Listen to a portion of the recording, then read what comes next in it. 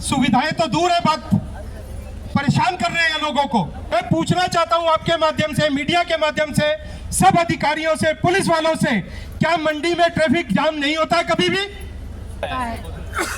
तो रोक दीजिए सारी गाड़ियां मंडी की, रोक दीजिए सारी बसें। आप सब लोगों के पैसे से ही उनको तनख्वाह मिलती है, उनको ये बात सोचनी चाहिए। अगर आप लोगों की बात नहीं सुनेंगे, मैं आपके माध्यम से अपने जनप्रतिनिधि को बताना चाहता हूं, इन फ्यूचर आगे भविष्य में कोई भी डिसीजन ले तो पब्लिक की कंसेंसस बनाए, पब्लिक की सहमति बनाए, फिर काम करें। ऐसा होना चाहिए या नहीं होना चाहिए? किसने हक दिया कि एक आदमी हमारे सारे भविष्य तय करेगा? क्या ये ठीक है? नहीं। हमारा भविष्य सिर्फ और सिर्फ हम तय करेंगे और कोई तय नहीं करेगा हमारा भविष्य। ये बात बिल्कुल निश्चित है, डरने वाली नहीं है। ये बात ठीक है या नहीं है? मुझे एक महिला ने बोला कि जी ऐसे ऐसे किसी की धमकी वाला फोन आया है और मैंने रिकॉर्ड कर लिया है, अब मैं पुलिस में देने वाली हूँ। मैंने कहा नहीं, ऐसा नहीं करना है। कहते हैं सर हो सकता है, पहले तो हम शायद सोच रही थी कि जाएं ना जाएं, पर उनका जरूर जाना। जो भी ये कर रहे हैं ठीक है, जिनका जो काम है, जो करना चाहते हैं करें, लेकिन उनको ये सोचना चाहिए कि महिलाओं को धमकाएंगे। ऐसा होता है कहीं कहीं? सुना है मैंने तो नहीं सुना आज तक। महिलाओं को कोई धमका सकता है क्या? लोगों को मैं समझाना चाहता हूं कि ऐसा निष्सफल प्रयास ना करें। महिलाएं रुकने वाली नहीं है। महिलाएं राजेश कपूर के लिए नहीं आई हैं, राजेश कपूर के लिए नहीं आई हैं, ना किसी एक व्यक्ति विशेष के लिए आई हैं।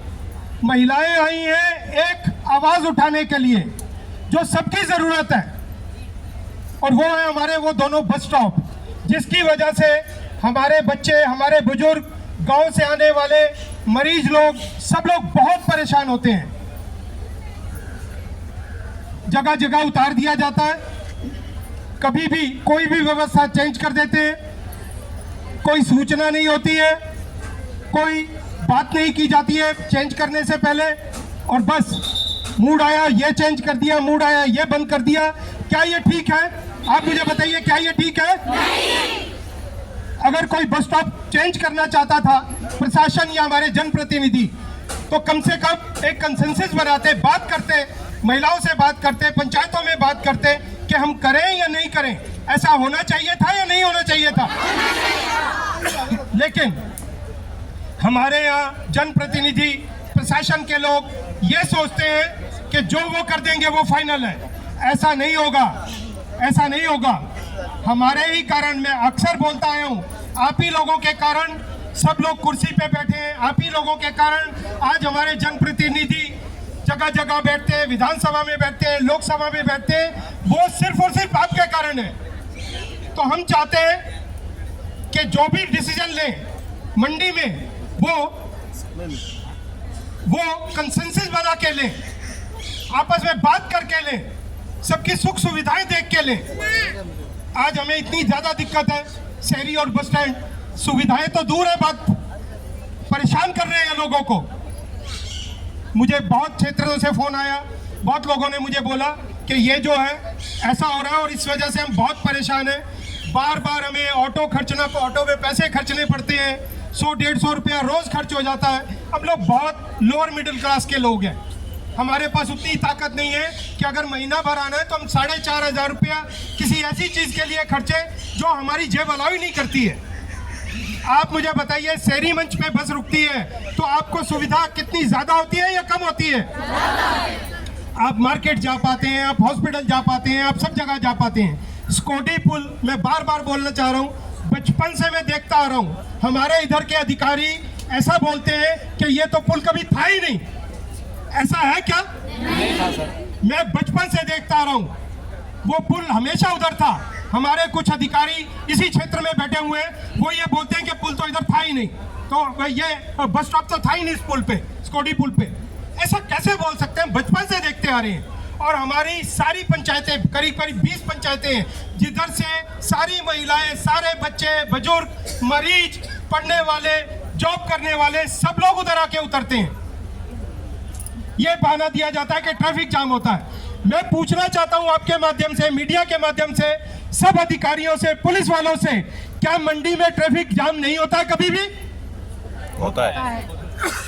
तो रोक दीजिए सारी गाड़ियां मंडी की, रोक दीजिए सारी बसें, सब कुछ रोक दीजिए अगर ट्रैफिक का डर है। ये बसें क्यों बदली जा रही हैं? मैं ये सवाल पूछना चाहता हूं अपने पुलिस अधिकारियों से, ये बसें क्यों रोकी जा रही हैं? बाकी तो किसी के लिए कोई रूल रेगुलेशन नहीं है, सिर्फ हमारे लिए गरीब लोगों के लिए रेगुलेशन है। सारे रूल्स रेगुलेशंस गरीब आदमियों के लिए और किसी के लिए कोई रूल रेगुलेशन नहीं है। ऐसा नहीं होगा, जब तक मैं हूं ऐसा नहीं होगा, ये सब लोग समझ लें। मैं हर बार आऊंगा,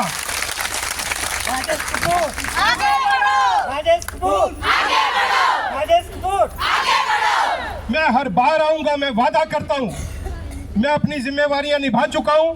अब आप मेरा एक परिवार हो, आप सब बहनें मेरे परिवार हो। मैं इस परिवार के लिए हर तरह से पूर्णतः समर्पित हूं, पूर्णतः समर्पित हूं। और मैं बोलना चाहता हूं प्रशासन से, पुलिस वालों से कि पार्शियलिटी ना करें, सबके साथ सेम व्यवहार रखें। एक गरीब का तो बस स्टॉप चेंज कर देते हैं और लोगों के लिए कोई रूल रेगुलेशन नहीं है। ऐसा नहीं होना चाहिए। आप सबकी मजबूरी समझें, आप बड़े अधिकारी हैं, आपको पढ़े लिखे हैं, आपको इस पद पे बिठाया, इस पब्लिक की वजह से बिठाया है। आप सब लोगों के पैसे से ही उनको तनख्वाह मिलती है। उनको ये बात सोचनी चाहिए। अगर आप लोगों की बात नहीं सुनेंगे, हम कितनी बार मिले, डीसी साहब से मिले, एसपी साहब से मिले, एसपी साहिबा ने बोला कि ये बस स्टॉप तो कभी इधर था ही नहीं। मैंने अपने आंखों से नहीं बोलते देखा उनको, पर मुझे जानकारी मिली कि एसपी साहिबा ऐसा बोलती हैं कि ये बस स्टॉप तो कभी था ही नहीं। आप एक बार जोर से बोलिए, बस स्टॉप था या नहीं? और जोर से बोलिए।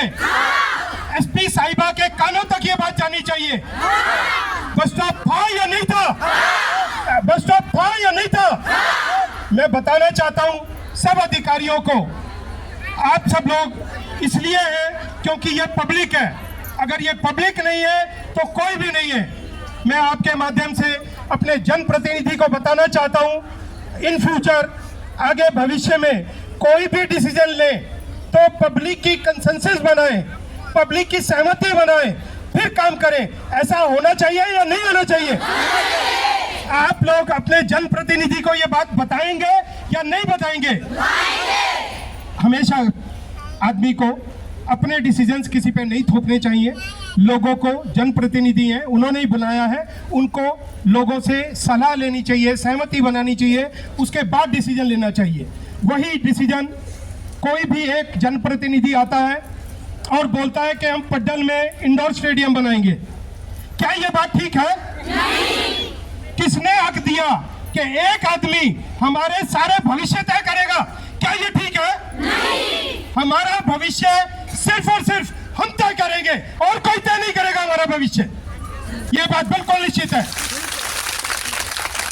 किसी को हमने हक नहीं दिया है कि वो हमारा भविष्य तय करे, हमारे बच्चों का भविष्य तय करे, हमारी धार्मिक भावनाओं को चोट पहुंचाए। आज पिछले साल मेला हुआ, मुझे अच्छी तरह याद है। देवताओं को बैठने के लिए जगह नहीं मिली सब देवताओं को, और अगर वो उधर कंक्रीट जंगल बन जाता है तो क्या हमारे देवताओं को जगह मिलेगी बैठने के लिए? नहीं।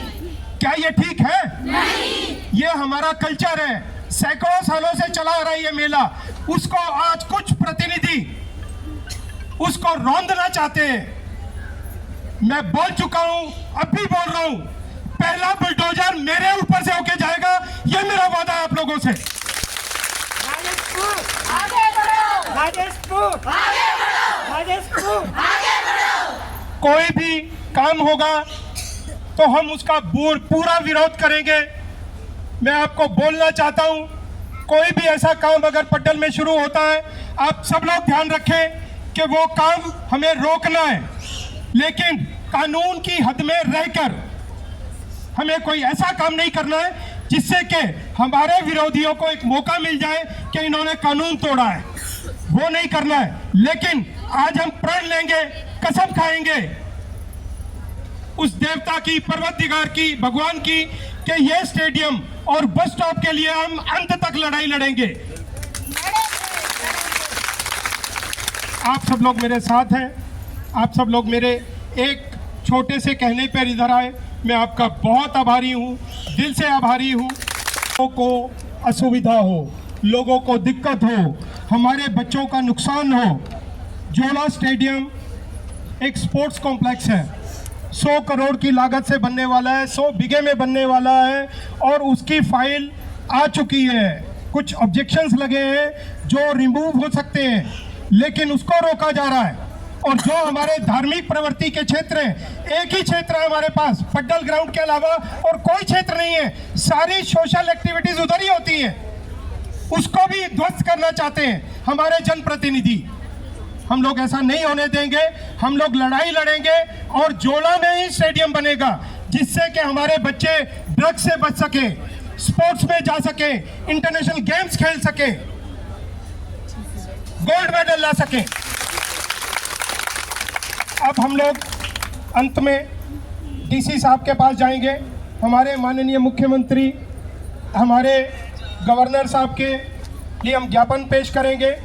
जो आना चाहता है YouTube पर हमारे चैनल को सब्सक्राइब करें और रेगुलर अपडेट के लिए बेल आइकन दबाएं।